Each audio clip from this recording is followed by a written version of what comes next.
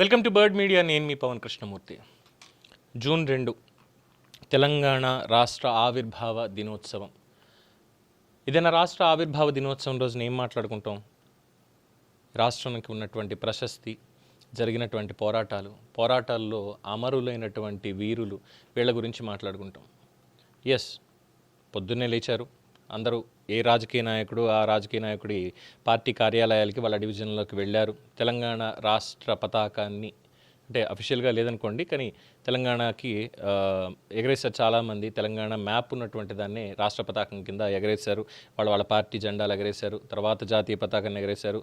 జై తెలంగాణ నినాదాలు ఇచ్చారు. ప్రొఫెసర్ జయశంకర్ గారు, కాళోజీ నారాయణరావు గారు, ఇలా చెప్పుకుంటూ వెళ్తే ఎంతోమంది మహానుభావులు, తెలంగాణ కోసం ప్రాణాలు అర్పించిన అమరవీరులు, వీళ్ళ గురించి కేవలం ఒక్క నిమిషం పాటు మాట్లాడారు. జై తెలంగాణ అన్నారు. ఆ తర్వాత నుంచి మారిందనమాట స్క్రిప్ట్. ఏంటంటే ఎవరైనా సరే 4 పేర్లు తలుచుకుని వెళ్ళిపోయేది ఆవిర్భావ దినోత్సవం జరుపుకోవడం. దీనికి వాళ్ళు కేవలం జయశంకర్ సార్ చెప్పినటువంటి నీతి ఏంటి, పోరాట పంధా ఏంటి, ఆయన అప్పుడు చెప్పింది ఇప్పుడున్నటువంటి ఈ రోజుకి ఎలా దాన్ని మనం అమలు ఎలా దాన్ని ఇంప్లిమెంట్ చేసుకోవాలి, ఎలా దాన్ని డెవలప్ చేసుకోవాలి అనేటువంటి సిద్ధాంతాలు, వీటికి ఇలాగా ఎంతోమందికి సంబంధించి చెప్పుకుంటూ వెళ్ళాలి. మాకు అంత టైం లేదమ్మా. వాళ్ళందరినీ 12 ఏళ్ళ నుంచి తలుచుకుంటూనే ఉన్నాం కదా. ఈసారి అది కాదు, ఇవాళ ఇంకా ట్రెండింగ్ అవ్వాలి మేము. సో మేము ఏం మాట్లాడాలి అంటే తెలంగాణ గురించి, తెలంగాణ ఎదిగినటువంటి తీరు గురించి, తెలంగాణలో జరిగినటువంటి దాని గురించి, వీటి గురించి మాట్లాడడం పక్కన పెట్టి మళ్ళీ కొత్తగా తెలంగాణలో చిచ్చు పెట్టద్దు అంటూ కాంగ్రెస్ పార్టీ నుంచి అద్దంకి దయాకర్ గారు పవన్ కళ్యాణ్కి మాట్లాడారు. అది కూడా బీజేపీకి లింక్ పెట్టి. ఇదంతా బీజేపీ వాళ్ళు చేస్తున్నారట. అంటే తెలంగాణలో జనసేన అనేటువంటిది ఒక political party. According to constitution and election commission of India, political party ఏ రాష్ట్రంలో అయినా వెళ్ళొచ్చు కదా. ఢిల్లీలో పుట్టినటువంటి ఆమ్ ఆద్మీ పార్టీ పంజాబ్లో ఈరోజు అధికారంలో లేదా? ఇంకా వేరే రాష్ట్రాల్లోకి రావట్లేదా? తెలంగాణ నుంచి రేవంత్ రెడ్డి గారు ఇందాక ఒక సర్క్యులర్ ఏదో పంపించారు, ఆల్ పార్టీ మీటింగ్ అని చెప్పి. ఆమ్ ఆద్మీ పార్టీ బీఎస్పీ, అది యూపీలో పుట్టిందిగా పార్టీ. బహుజన్ సమాజ్ పార్టీ అనేది యూపీ కదా, మాయావతి గారు. మరి వాళ్ళకి ఇక్కడ తెలంగాణలో రిప్రజెంటేషన్ ఉంది, రైట్?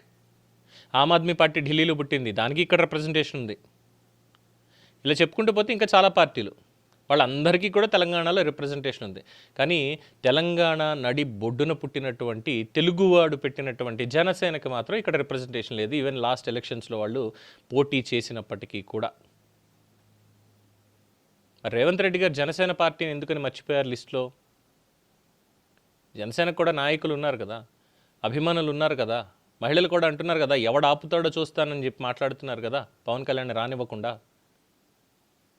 మరి ఎందుకని మర్చిపోయారు? సరే, అది పక్కన పెడితే అద్దంకి దయాకర్ గారు అంటారు ఇది పవన్ కళ్యాణ్ చేస్తున్నది కాదు, బీజేపీ వాళ్ళు చేయిస్తున్నది అని. దాని మీద ఇంకోటి మాట్లాడి పవన్ కళ్యాణ్కి ఇక్కడ అసలు సభ పెట్టే హక్కు లేదు అని మాట్లాడతారు. అది సరే, ఆ హక్కు ఎలాగో పోలీసులు ఇవ్వలేదు అనుకోండి, అక్కడ అయిపోయింది. ఆయన సొంత ఇంట్లో, ఆయన సొంతంగా ఆయన కష్టార్జితంతో కొనుక్కుని నిర్మించుకుని నివాసం ఉంటున్నటువంటి ఆయన స్వగృహంలో ప్రెస్ మీట్ పెట్టకూడదుట. దానికి పన్ను మాత్రం తెలంగాణ గవర్నమెంట్కి కట్టాలి, కానీ ఆయన ప్రెస్ మీట్ మాత్రం పెట్టకూడదు ఇక్కడ. ఏంది దయాకర్ అన్న ఇది? తెలంగాణ దినోత్సవం రోజు తెలంగాణ గురించి 2.5 ఏళ్లలో తెలంగాణ సమాజానికి కాంగ్రెస్ పార్టీ ఏం చేసిందో చెప్తారు ఇది అని అనుకుంటే పవన్ కళ్యాణ్ మీద పడ్డారు ఆ భజన చేస్తూ. అది అయింది, అది అయిపోయింది. కవితక్క నిన్న చెప్పింది, పైగా సలహాలు ఇస్తుంది. తెలంగాణలో వదిలేసి మీరు ఆంధ్రాలో ఏపీ సచివాలయంలో సీఎం సీటు కిందకి నీళ్ళు రాకుండా చూసుకోండి, మీ సచివాలయాలు, మీ రాజధాని మీరు నిర్మించుకోండి అని చెప్పి మాట్లాడుతుంది. ముందు పార్టీని చక్కగా పెట్టుకోవాలి కదక్క. పార్టీలో ఉన్నోళ్ళు కూడా బయటికి పోతురు కదా. ఇక్కడ నాయకత్వం లేదు, సిద్ధాంతాలు లేవు, సరిగ్గా ఏం లేదని చెప్పి మరి బయటికి పోతురు కదా, చూసుకోవాలి కదక్క. అయ్యింది. బీఆర్ఎస్లో అగ్రనేతలు అంటూ పెద్దగా మాట్లాడింది లేదు, కానీ కొంతమంది మాత్రం మాట్లాడుతున్నారు. ఇక అనిరుద్ధ్ రెడ్డి, మందల సామేలు, వీళ్ళందరూ ఏదో కేవలం తెలంగాణకి గంపగుత్తగా మేం మాత్రమే అనేటువంటి విధంగా మాట్లాడుతూ పవన్ కళ్యాణ్ భజన చేసుకుంటూ వెళ్ళారు. ఇంక వాళ్ళు సోషల్ మీడియా, ఆఖరికి వైఎస్ఆర్సీపీ వాళ్ళు కూడా జాయిన్ అయిపోయి మన బీఆర్ఎస్ సోషల్ మీడియాతోటి వాళ్ళ అభిమానుల పరంగా కావచ్చు, ఇంకోటి కావచ్చు, వాళ్ళు కూడా పవన్ కళ్యాణ్ భజన చేసుకుంటూ వెళ్ళారు. ఏంటి దౌర్భాగ్యం? పవన్ కళ్యాణ్కి అసలు వాల్యూనే లేదు అని మాట్లాడతారు వీళ్ళే. పవన్ కళ్యాణ్ ఏం చేస్తాడా, తెలంగాణకు వచ్చి ఏం చేసేది లేదు, పీకేది లేదని మాట్లాడతారు వీళ్ళే. మరి ఏం పీకేది లేదు, ఏం పొడిచేది లేదు అన్నటువంటి పవన్ కళ్యాణ్కి తెలంగాణ రాష్ట్ర ఆవిర్భావ దినోత్సవం రోజున మరి ఇంతలా భజన చేయడం ఎందుకు ఈ రాజకీయ నాయకులు? నేను దాని భజనే అంట, వాళ్ళకి అవసరం లేదు అక్కడ. త్రివిక్రమ్ గారు అన్నట్టు అక్కడ ఆ సందులో ఆ స్పేస్ తీసుకున్నారు, వాళ్ళు పొద్దున్న నుంచి సాయంత్రం దాకా పోలీసుల దగ్గర నుంచి గవర్నమెంట్ దగ్గర నుంచి మొత్తం అందరూ పవన్ కళ్యాణ్ పవన్ కళ్యాణ్ పవన్ కళ్యాణ్. అంటే తెలంగాణ అన్నది ఒకటి రెండు సార్లు తెలంగాణ జై తెలంగాణ జై తెలంగాణ, ఏ పవన్ కళ్యాణ్ వచ్చాడు, పవన్ కళ్యాణ్ పవన్ కళ్యాణ్ పవన్ కళ్యాణ్.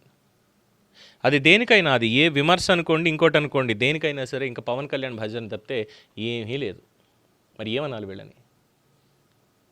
ఇక కొంతమంది కోడిబుర్రలు కోడి చెరువును కొట్టేశారు అంటూ అక్కడ రెట్టలేసుకోవడానికి వెళ్ళినట్టున్నారు. అక్కడ బీర్ బాటిల్స్ కనిపించాయట, పవన్ కళ్యాణ్ చేస్తున్నటువంటి వ్యవసాయ భూమిలో బీర్ బాటిళ్ళు. ఇంకెవరైనా కనిపిస్తే తీసుకురండి, పోనీ ఆక్షన్ పెడదాం బయట.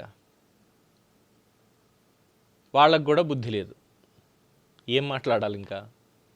మొత్తానికి ఇవాళ ఎలా ఉందంటే, మా అస్తిత్వం కోసం మేము పోరాడడం అనేటువంటి వాళ్ళ అస్తిత్వాన్ని సైతం పక్కన పెట్టేసి వాళ్ళ పవన్ కళ్యాణ్ని తినేసుకోవడం, in a positive or negative way, whatever it may be. ఖచ్చితంగా రేపు పొద్దున్న ఆంధ్రప్రదేశ్ అవతరణ దినోత్సవం జరుగుతుందండి, నవంబర్ 1కి. జరిగినప్పుడు ఏం మాట్లాడతారు? ముందు పొట్టి శ్రీరాములు గారి గురించి మాట్లాడతారు. మదరాసీలు అని అన్నవాళ్ళని కాదు, మాకు ఆత్మగౌరవం ఉంది అని చెప్పి ఒక చైతన్యాన్ని తీసుకొచ్చినటువంటి నేతలు ఎవరైతే ఉన్నారో, టంగుటూరి ప్రకాశం పంతులు గారు కావచ్చు, బూర్గుల రామకృష్ణారావు గారు కావచ్చు, చెప్పుకుంటూ వెళ్తే చాలామంది ఇలా. ఆ తర్వాత ఆత్మగౌరవ నినాదంతో కాంగ్రెస్ మీద పోరాడినటువంటి ఎన్టీ రామారావు గారి గురించి మాట్లాడతారు. అలా మహానుభావులందరి గురించి మాట్లాడుకుని ఆంధ్రప్రదేశ్ రాష్ట్రం ఎలా ఉంది, మా తెలుగు తల్లికి మల్లెపూ దండ, మా కన్న తల్లికి మంగళారతులు అంటూ పాట పాడుకుని చక్కగా అందులోంచి మిగతా కూడా తీసేలా, మిగతా కూడా ఏం తీసేసేయలేదు. ఏదైతే వీళ్ళు మా తెలుగు తల్లి నిషేధించాలి, తెలంగాణలో పాడడానికి లేదని అప్పట్లేదు చెప్పారు చూసారా, అవి కూడా ఏమీ తీసేయలేదు. శంకరంబాడి సుందరాచారి గారు రాసిన ప్రతి పంక్తి అలాగే ఇప్పటికీ రాష్ట్ర అధికార గీతంగా దాన్ని ఆలపిస్తూనే ఉన్నారు. అక్కడ అది జరుగుతుంది. అంతేగాని తెలంగాణ గురించి మాట్లాడుతూ తెలంగాణ ఇదయింది అదయింది అదేమీ మాట్లాడరు. అది ఆంధ్ర రాష్ట్ర అవతరణ దినోత్సవం కాబట్టి, ఎందుకంటే ఇప్పుడు కాదు కదా, 1950s జరిగింది కాబట్టి మనకి అప్పటి నుంచి ఉన్న హిస్టరీనే మాట్లాడుకుంటారు, ఉమ్మడిగా ఉందనే మాట్లాడుకుంటారు. సో 2014లో విభజన తరువాత మనం ఎలా ఉన్నాము అన్నటువంటిది స్మరిస్తారు. కానీ ఇక్కడికి వచ్చి మాత్రం ఇవాళ ఏంటంటే 2014లో ఇలా రాష్ట్రం విడిపోయిన తర్వాత ఇలా స్టార్ట్ చేసాము, ఇలా అయ్యింది, ఇంత అభివృద్ధి జరిగింది, ఇన్ని నగరాలు నిర్మించాం, లేదంటే ఇదిగో ఇంత చేసాము, ఇలా అయిపోయింది, ఈ క్రెడిట్లో ఇంత ఇది ఉంది, ఇలా ఉంది, అలా ఉంది. No progress yet.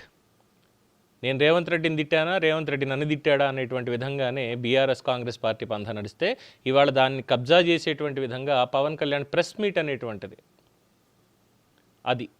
సో ఇవాళ మొత్తం అంతా కూడా ఆ భజన, పవన్ కళ్యాణ్ భజన.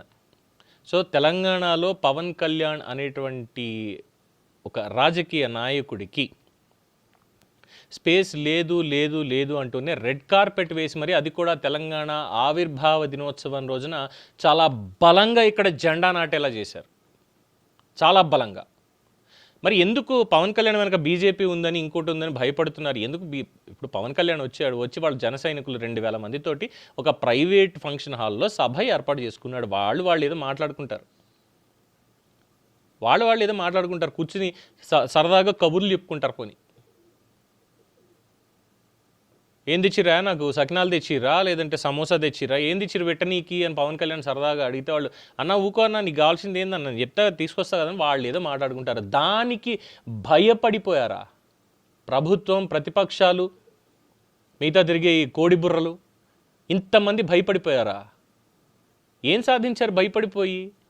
సరే, ఇక్కడ కోర్టు వారిని తప్పట్టే, లేదంటే సమయం చాలా తక్కువ ఉంది కాబట్టి లంచ్ మోషన్ లేదు హౌస్ మోషన్ పిటిషన్ వేసినా కానీ సమయం తక్కువ ఉండడంతో మళ్ళీ దాని మీద ఏమవుతుందని వాళ్ళు దాన్ని మేము యాక్సెప్ట్ చేయట్లేదు హౌస్ మోషన్, ఎందుకంటే సెలవుల్లో ఉన్నాము అని చెప్పి వాళ్ళు అన్నారు. కాబట్టి వాళ్ళని ఇక్కడ తప్పుపట్టేది లేదు. బట్ అక్కడ కూడా కాస్త మెరిట్ చూడాల్సింది, ప్రజాస్వామ్యం గురించి ఒకసారి చూడాల్సింది, అంతే తప్ప వాళ్ళని అనడానికి లేదు. కానీ ఇక్కడ ఉన్నటువంటి రాజకీయ నాయకులు, పోలీసు వాళ్ళని నిజంగా హ్యాట్స్ ఆఫ్, వాళ్ళకి దండం పెట్టాలి.